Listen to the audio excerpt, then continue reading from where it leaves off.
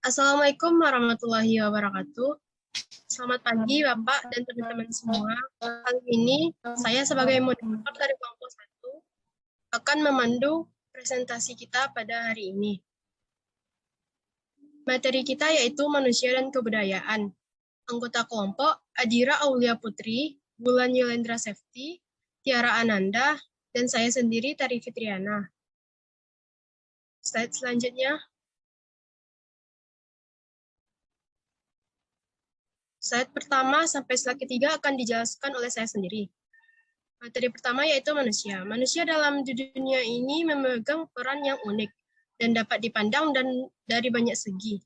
Dalam ilmu eksakta, manusia dipandang sebagai kumpulan dari partikel-partikel atom yang membentuk jaringan-jaringan sistem yang dimiliki oleh manusia ilmu kimia dan merupakan kumpulan dari berbagai sistem fisik yang saling terkait satu sama lain yang tergolong dalam golongan makhluk mamalia, biologi.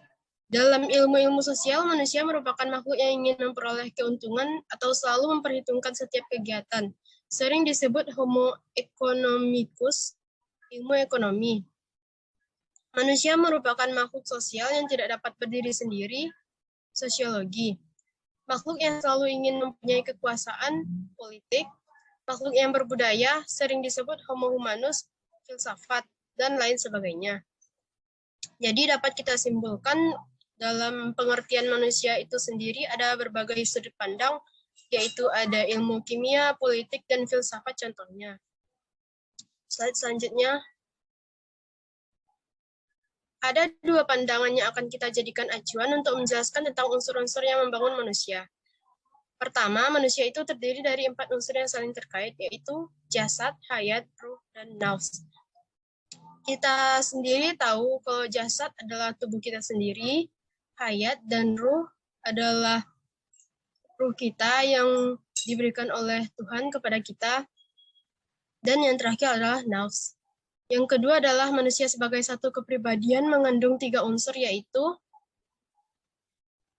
LD, ego, dan superego. Dari uraian di atas dapat mengkaji aspek tindakan manusia dengan analisa hubungan antara tindakan dan unsur-unsur manusia.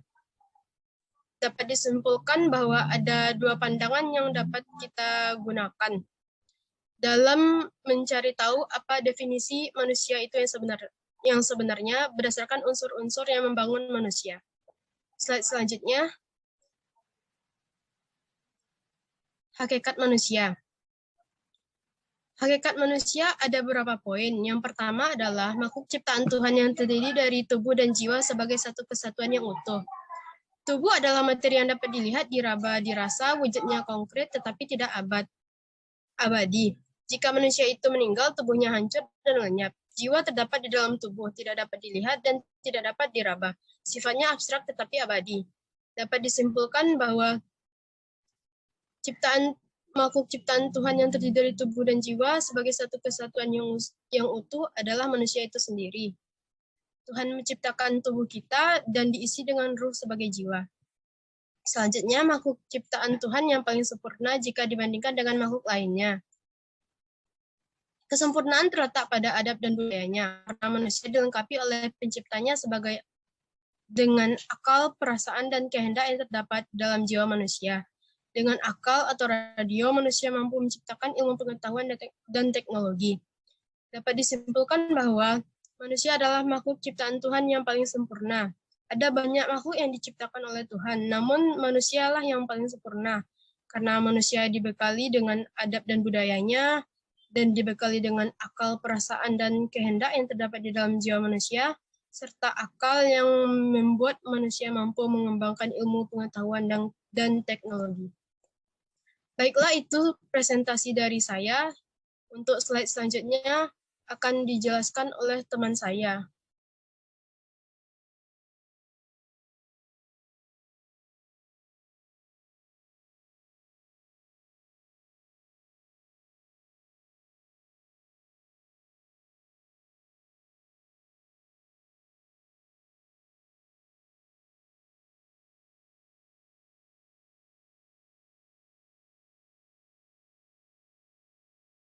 Ada Adira, dipersilahkan.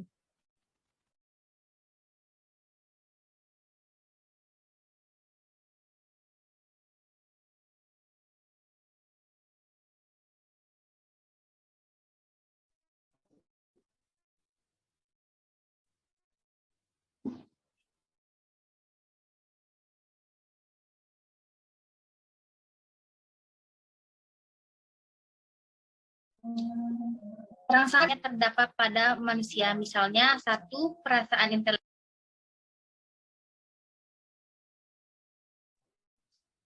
3. Perasaan etis, 4. Perasaan diri, 5. Perasaan sosial, dan 6. Perasaan religius. Adanya kehendak dan setiap manusia mampu menciptakan perilaku tentang kebaikan menurut moral. C. Makhluk biokultural, yaitu makhluk hayati yang badayawi manusia adalah produk dan interaksi faktor hayati dan budaya.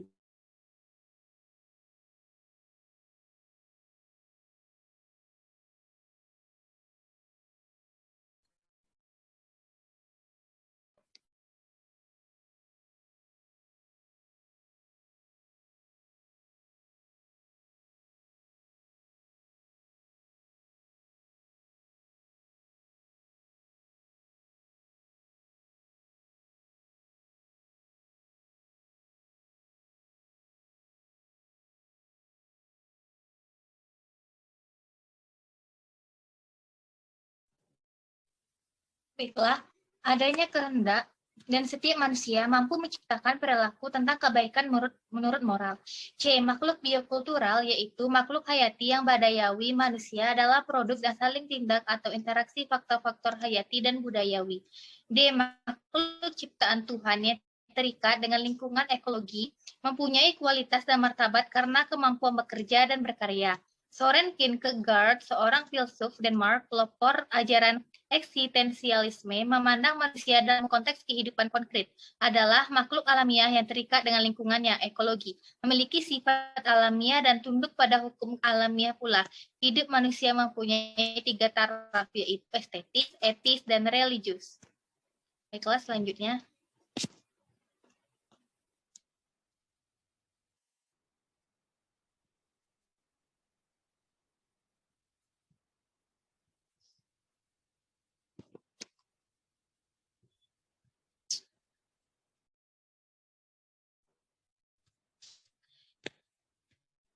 C. Kepribadian bangsa Timur. Ilmu psikologi yang memang berasal dan timbul dalam masyarakat Barat, di mana konsep individu itu mengambil tempat yang amat penting.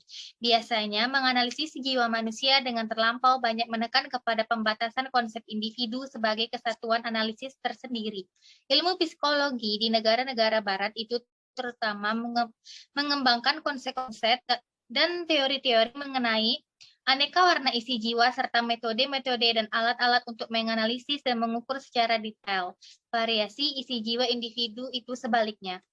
Ilmu itu masih kurang mengembangkan konsep-konsep yang dapat menganalisis jaringan berkait antara jiwa individu dan lingkungan sosial budayanya.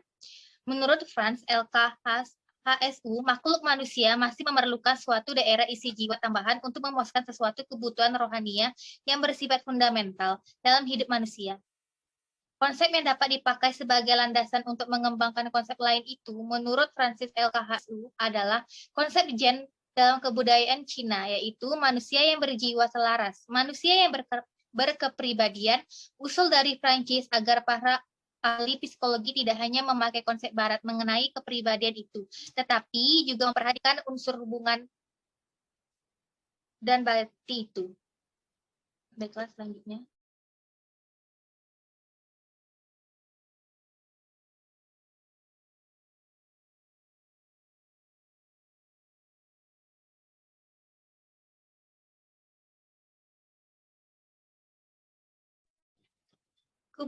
Kebudayaan mencakup segala aspek kehidupan manusia, baik yang sifatnya material seperti peralatan kerja teknologi maupun non-material seperti nilai kehidupan dan seni tertentu. Seorang antropolog yaitu E.B. Taylor mendefinisikan kebudayaan sebagai berikut. Kebudayaan adalah kompleks yang mencakup pengetahuan, kepercayaan, kesenian moral, hukum, adat istiadat, dan kemampuan lain, serta kebiasaan-kebiasaan yang dapat oleh manusia sebagai anggota masyarakat. Dengan perkataan lain, kebudayaan mencakup kesemuanya yang didapatkan atau dipelajari oleh manusia sebagai anggota masyarakat. Baiklah, penjelasan selanjutnya dijelaskan oleh Tiara Ananda. Kepada Tiara dipersilahkan.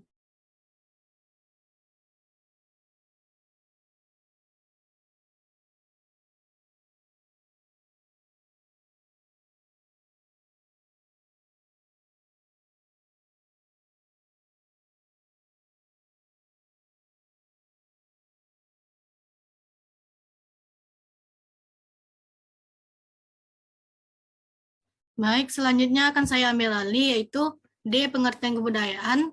Dua orang antropolog terkemuka, yaitu Melville J. Herkovitz dan Bronislaw Malinowski, mengemukakan bahwa cultural determinism berarti segala sesuatu yang terdapat di dalam masyarakat ditentukan adanya oleh kebudayaan yang dimiliki oleh masyarakat itu.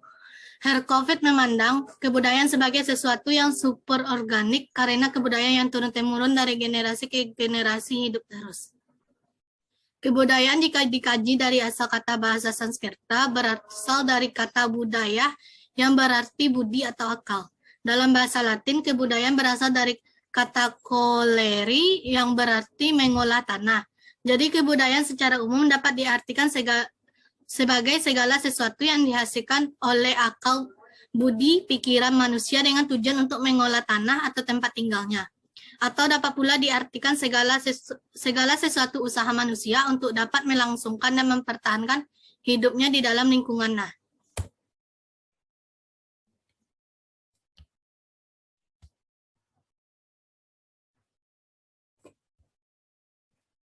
Yang materi selanjutnya yaitu unsur-unsur kebudayaan. C. Kluckhouse di dalam karyanya berjudul Universal Categories of Culture mengemukakan bahwa ada 7 unsur kebudayaan universal, yaitu 1. Sistem religi, 2. Sistem organisasi kemasyarakatan, 3. Sistem kepengetahuan, 4. Sistem pencaharian hidup atau ekonomi, 5. Sistem teknologi dan peralatan, 6. Bahasa, dan 7. Kesenian. Selanjutnya yaitu wujud kebudayaan. Menurut dimensi wujudnya ada 3, yaitu kompleks gagasan, konsep, dan pikiran manusia. Yang kedua yaitu kompleks aktivitas. Yang ketiga wujud sebagai benda. Ketiga wujud dari kebudayaan tadi dalam kenyataan kehidupan bermasyarakat tak terpisahkan satu sama lain. Kebudayaan ideal dan adat istiadat mengatur kepada tindakan dan karya manusia. Itulah materi dari saya kembalikan kepada moderator. Baik, terima kasih atas presentasinya dari Wulan. Slide selanjutnya akan dijelaskan oleh teman saya, yaitu Tiara. Kepada Tiara, disilakan.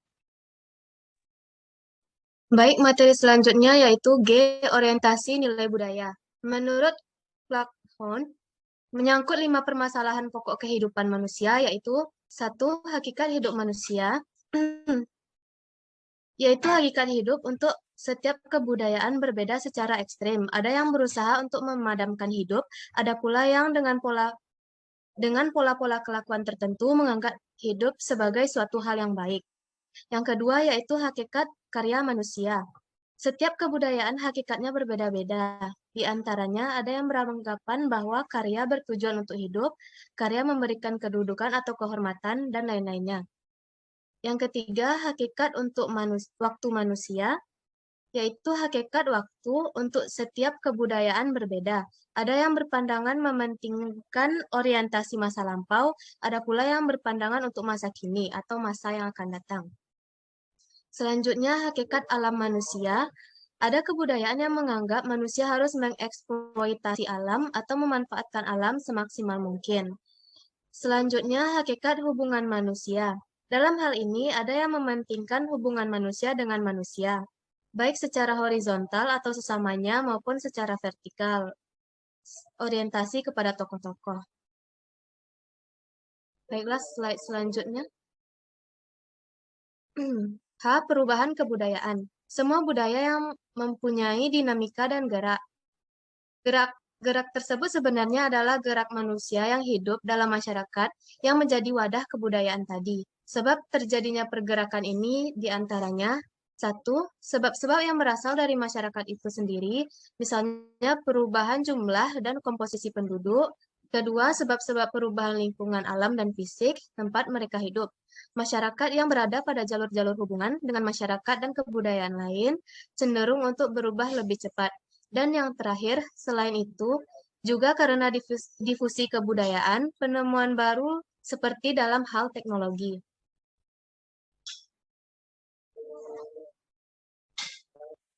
I. Kaitan manusia dan kebudayaan. Secara sederhana adalah manusia sebagai perilaku kebudayaan dan kebudayaan merupakan objek yang dilaksanakan manusia. Hubungan manusia dengan masyarakat dikatakan sebagai dialektis. Maksudnya terkait antara satu sama lain. Proses dialektis ini tercipta melalui 3 tahap, yaitu eksternalisasi. Eksternalisasi yaitu proses di mana manusia mengekspresikan dirinya dengan membangun dunianya. Melalui eksternalisasi ini, masyarakat menjadi kenyataan buatan manusia. Yang kedua, objektivasi, yaitu proses di mana masyarakat menjadi realitas objektif, yaitu suatu kenyataan yang terpisah dari manusia dan berhadapan dengan manusia. Yang terakhir adalah internalisasi, yaitu proses di mana masyarakat disergap kembali oleh manusia. Maksudnya bahwa manusia mempelajari kembali masyarakatnya sendiri agar dia dapat hidup dengan baik, sehingga manusia menjadi kenyataan yang dibentuk oleh masyarakat. Sekian dari saya kembalikan kepada moderator. Baiklah, terima kasih atas penjelasannya. Itulah presentasi dari kelompok 1. Dapat kita simpulkan bahwa manusia dan kebudayaan sangat banyak keterkaitannya, dan kita sebagai generasi muda seharusnya bisa lebih peka terhadap budaya kita sendiri. Mohon maaf bila ada salah-salah kata. Wabillahi taufik wal hidayah. Wassalamualaikum warahmatullahi wabarakatuh.